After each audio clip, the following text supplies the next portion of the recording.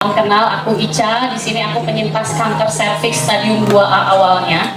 Jadi kalau misalnya mau cerita nih, karena kalau misalnya diceritain panjang tuh lumayan panjang ya. Jadi aku sepitin aja ceritanya. Jadi awalnya tuh aku divonis kanker serviks stadium 2A pada tahun 2021. Nah, jadi awalnya tuh aku tuh merasa gejala yang agak lumayan memang mungkin dirasa tuh kayaknya berlebih gitu, dari mulai yang keputihan tuh berlebih. Sehari itu aku bisa ganti pembalut sampai 20 kali pembalut. Karena saking banyaknya, saking sudah nggak menampungnya, aku tuh udah ganti ke popok. Jadi sehari-hari itu aku memang pakai popok kemana-mana. Nah, jadi mungkin bisa mundur dulu ke awal. Pas awal itu aku 2021, setelah dibiopsi hasilnya memang stadium 2A dengan ukuran kanker 5,4 cm. Dan itu memang tindakan dokter itu harus angkat rahim. Jadi memang dokter waktu itu menyarankan aku angkat rahim. Cuman waktu itu aku memang proses nggak mau angkat rahim, jadi masih ngelakuin alternatif pijit kaki. Jadi buat teman-teman semua, kalau kita sakit, aku saranin stop yang namanya lakuin yang namanya alternatif dulu ya teman-teman ya. Karena bukannya malah jadi sembuh, tapi malah jadi naik gitu kan kankernya. Nah, jadi waktu itu aku divonis berat badan aku tuh turunnya udah drastis banget. Dari 66 kilo turun sampai ke 42 kilo. Kalau teman-teman lihat, ada berat badan aku tuh bener-bener kurus. Jadi memang udah bener-bener drop. Nah, waktu itu memang kan proses operasi itu butuh proses ya teman-teman ya. Jadi memang kita ketemu dulu sama 5 dokter kan. Jadi udah ketemu sama 5 dokter.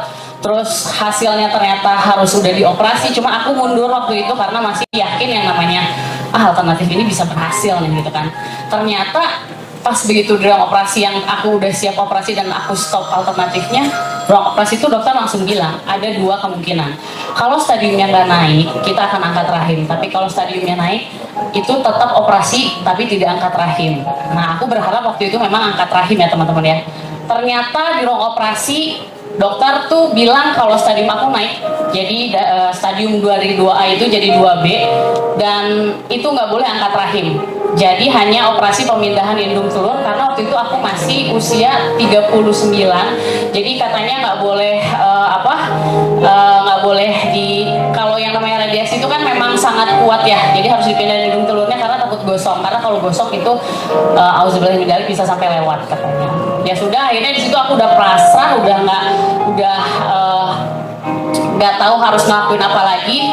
Dan waktu itu juga aku belum tahu aku tuh harus lakuin kemo atau radiasi. Dan ternyata aku ketemu sama dokter radiasi. Dokter bilang aku waktu itu lakuin treatment 25 kali sinar luar dan 4 kali sinar dalam. Nah, yang menentukan kita kemo atau radiasi itu bukan kita ya teman-teman ya, tapi dokter. Karena di situ kita ditanganin sama 2, ada dokter onkologi sama dokter radiasi. Nah, aku udah jalanin tuh yang namanya radiasi sinar luar tiap hari, karena sinar luar itu dari Senin sampai Jumat kita nggak boleh kelewat. Itu harus dilakuin, dan per 5 hari sekali kita harus cek darah.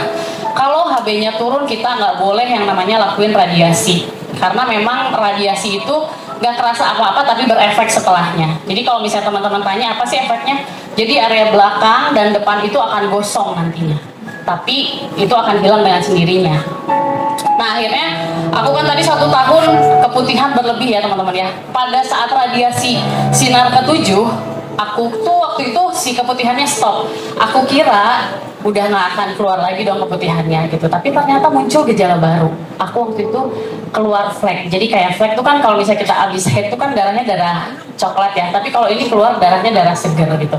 Jadi aku ngalamin itu juga 1 tahun terus. Nah, ternyata aku udah lakuin sinar luar 25 kali, sinar dalam 4 kali. Ternyata si kankernya tuh bandel. Pas aku di MRI itu hasilnya masih ada sisa 1,9 cm.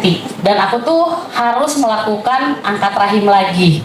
Cuman waktu itu aku memutuskan sama keluarga, aku nggak melakukan lagi medisnya, jadi aku stop medisnya. Tapi dokter juga menyarankan harus jaga pola makan, terus juga harus cek darah gitu. Makanya di situ aku stop.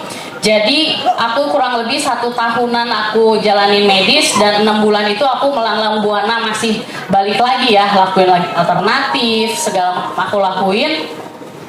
Dan akhirnya akhir bulan September itu aku dikenalin lah produk ini sama sahabatku Mbak Mia. Awalnya cuman yang nanya apa sih tuh Mak, suplemen apa sih gitu, sempet nanya kan. Cuman Mbak Mia juga nggak yang langsung masuk itu aja, tapi Mbak Mia juga pelan-pelan di situ. Tapi yang namanya sahabat nggak mungkin kan ngejerumusin sahabatnya sendiri gitu. Jadi aku yakin, jadi waktu itu Bismillah deh Mak, dicoba gitu. Siapa tahu ini jadi buat aku bisa sehat lagi gitu, karena anak-anak aku tuh masih kecil-kecil, yang satu masih umur 1 tahun, yang satu masih umur 7 tahun. Jadi memang support system yang aku pengen aku sehat tuh yang mereka berdua gitu kan.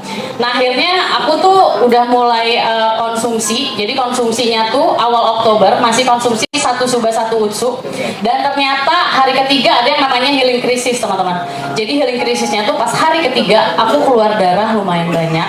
Jadi kalau misalnya ada teman-teman di sini yang ngalamin hal sama seperti aku, jadi jangan kaget, pasti akan terjadi healing crisis yang terjadi gitu kan. Kalau aku tuh keluar darahnya lumayan gumpalan, dan itu dari hari ketiga sampai hari ke-6.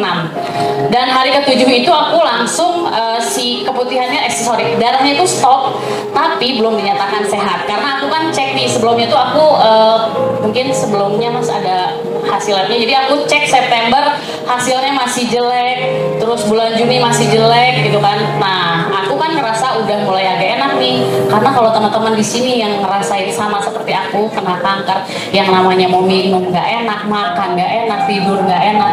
Nah aku alhamdulillah setelah konsumsi Utsu ini perlahan semua terbantu, dari mulai yang sakit pinggang itu semuanya juga perlahan terbantu, enak tidur, enak makan gitu. Nah bulan kedua aku naikin jadi 2 suba 2 utsu, dan bulan ketiga aku naikin lagi nih, karena aku udah ngerasa enak di badan aku. Bulan ketiga aku naikin 3 suba 3 utsu gitu. Jadi kalau misalnya teman-teman tanya berapa lama aku konsumsi, jadi aku tuh kurang lebih konsumsi 5 bulan. Dalam waktu 5 bulan aku hasilnya telah dinyatakan bersih dari kanker serviks karena terbantu konsumsi produk gitu. Jadi intinya kalau pesan dari aku, yang namanya medis tetap harus jalan teman-teman, tapi sambil dibarengin konsumsi produk AFC ini. Karena apa? Karena divonis kanker serviks itu bukan akhir segalanya. Jadi buat teman-teman yang masih berjuang di luar sana, tetap semangat dan tetap konsumsi produk AFC.